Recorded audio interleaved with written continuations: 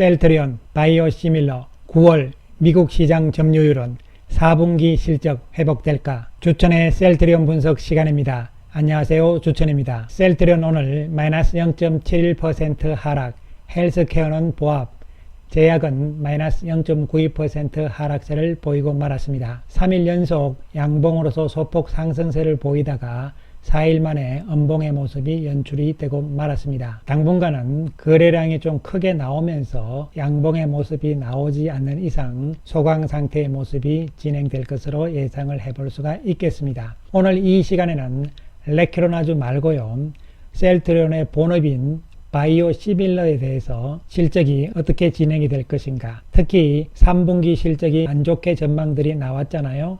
그렇다면 4분기부터는 회복의 가능성이 있을 것인가, 이런 부분들을 따져볼 필요성이 있는 것이죠. 왜냐하면 지금 이제 11월이잖아요. 10월, 11월, 12월 이제 4분기로 접어든 상황이기 때문에 3분기는 어느 정도 실적이 안 좋다, 이런 상황에서 시장의 인식이 일단 된 것이고요. 그렇다면 4분기 회복 가능성, 이런 부분에 대해서 지금부터 살펴보기로 하겠습니다. 먼저 알아봐야 될 것은 미국에서의 셀트리온의 바이오시밀러가 지금 시장 점유율이 어떻게 되고 있는 것인가, 이런 부분이잖아요. 셀트리온의 인플렉트라, 유럽에서는 램시마죠. 9월 미국 시장 점유율은 21.2%입니다. 지난 8월에 비해서 0.3%포인트 정도 증가하는 모습이죠. 인플렉트라는 안정적인 구도를 보여주고 있다. 물론 갑작스럽게 좀 좋아졌다가 지금 약간 완만한 각도, 이러한 상황이 나타나고 있는데요. 미국의 인플렉시마 시장은 아직까지는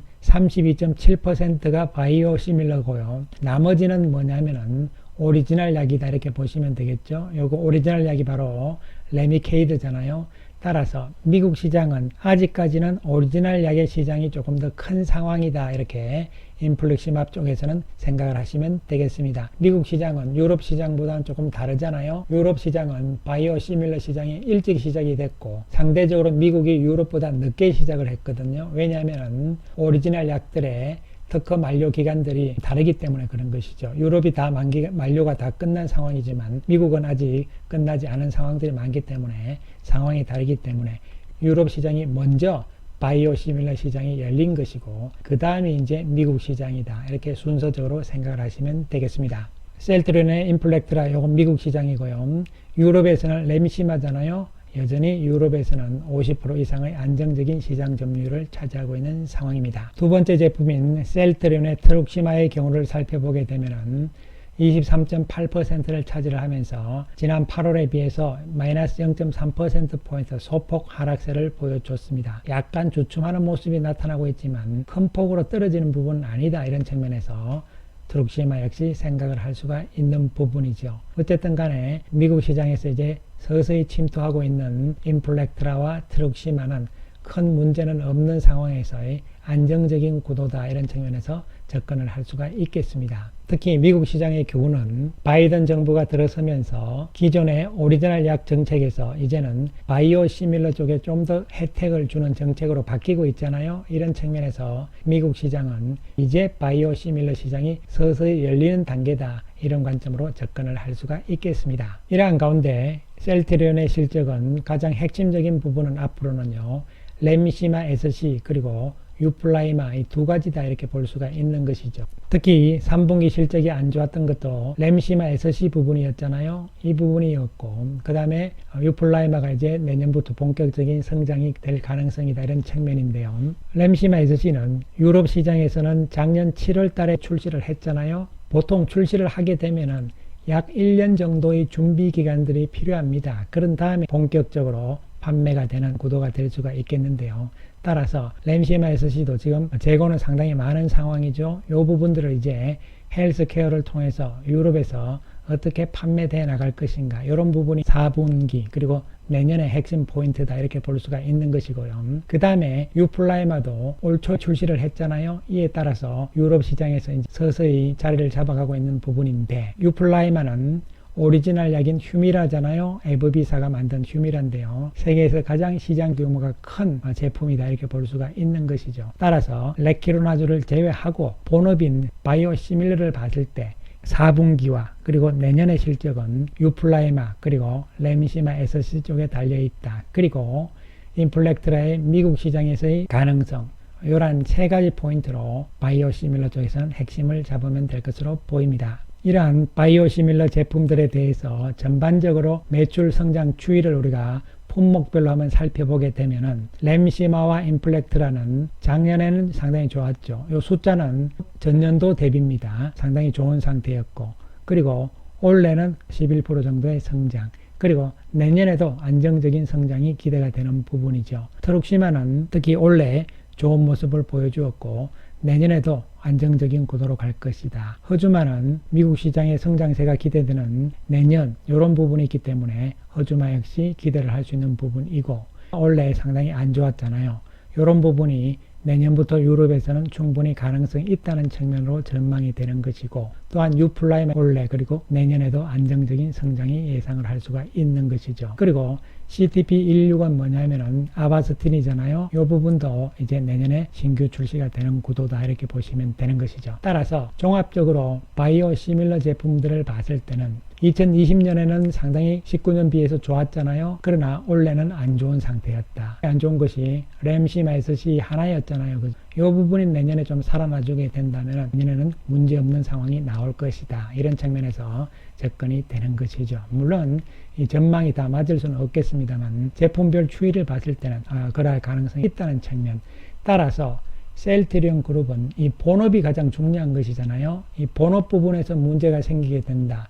내지는 임상이 실패가 됐다. 이런 이야기가 나오지 않는 이상 꾸준한 성장 추세는 이어질 것으로 예상을 할 수 있는 부분이 되는 것이죠. 좀 더 범위를 좁혀서 분기별로 한번 살펴보기로 하겠습니다. 셀트리온의 매출액을 보시면은 좋았다가 지금 3분기 와서 매출액이 안 좋아졌잖아요. 막대기의 키가 제일 작아졌잖아요. 매출액 부분인데요. 이 실선은 영업이익률이니까요. 좀 헷갈립니다만은 어쨌든 간에 그래서 3분기에 바닥을 매출액이 치고 이제 4분기에 좀 증가할 것이다. 이런 구도가 나오는 것이고, 또한 영업이익 측면에서도 증가가 예상이 될 수가 있는데, 이제 중요한 것은 셀트리온의 실적보다는 셀트리온 헬스케어의 실적이 중요하잖아요. 왜 그러냐면은 이제 내년에 합병이 들어가게 되면은 결론적으로 헬스케어를 통해서 나가는 유럽의 매출 부분, 그 다음에 셀트리온을 통해서 나가는 미국 쪽의 매출, 이런 부분이 되는 것이잖아요. 따라서 유럽 쪽에서의 내년에 그리고 현재 상황에서도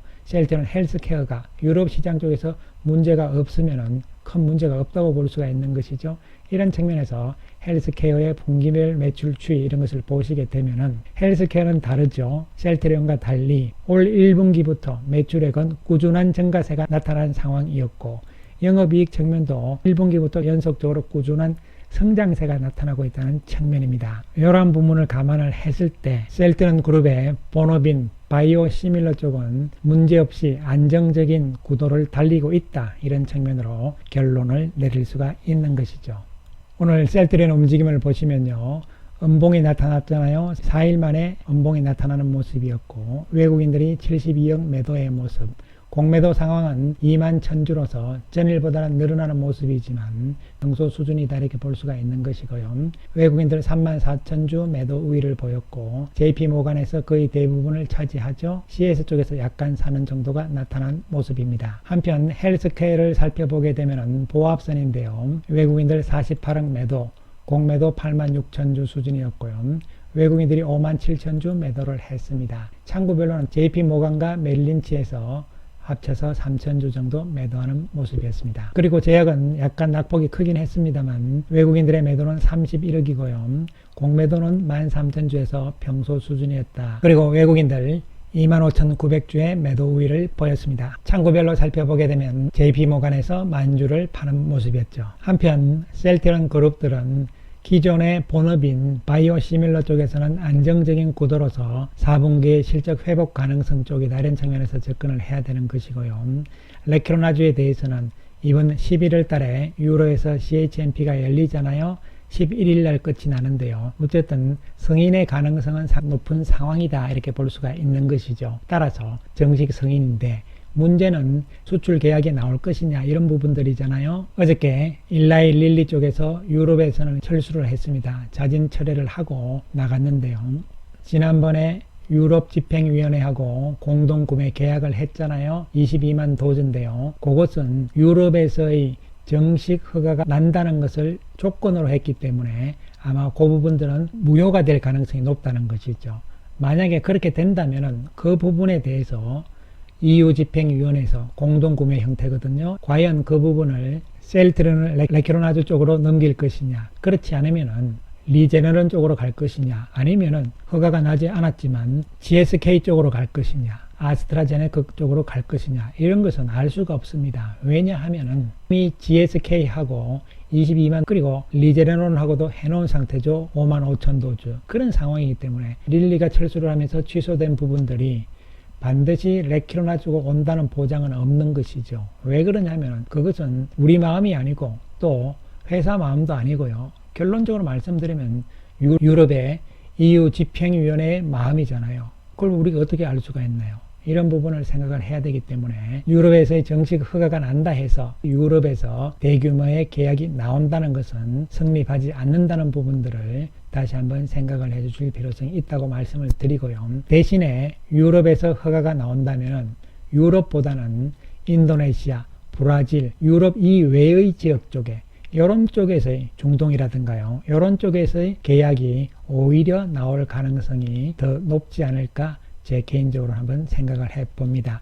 어쨌든 간에 레퀴로나주의 승인이 유럽에서의 대규모 수출이라는 등식은 성립하지 않을 수 있다는 측면을 다시 한번 말씀을 드리겠습니다. 따라서 기존 제품들, 본업인 바이오시밀러 쪽에서의 안정적인 구도가 진행이 되고 있는 상황 하에서 레퀴로나주는 지금 이제 위드 바이러스잖아요. 함께 가는 구도로 바뀌잖아요. 전 세계가. 이런 가운데서 하나의 어떤 독감의 개념, 이에 대한 치료약 개념, 이런 부분으로 접근을 하시기 바라고요. 지금 상황은 여전히 힘든 상황입니다. 주가의 움직임에 대해서 섣불리 예측하기 힘든 상황인 것도 맞습니다. 그러나 본업인 바이오시밀러 쪽이 3분기를 바닥으로 해서 앞으로는 점차적으로 회복될 가능성이 높다는 측면에 특히 헬스케어의 실적이 안정적으로 간다는 측면, 이런 부분을 우리가 생각을 하면서 상황을 좀 더 지켜봐 주시기 바라겠습니다. 감사합니다.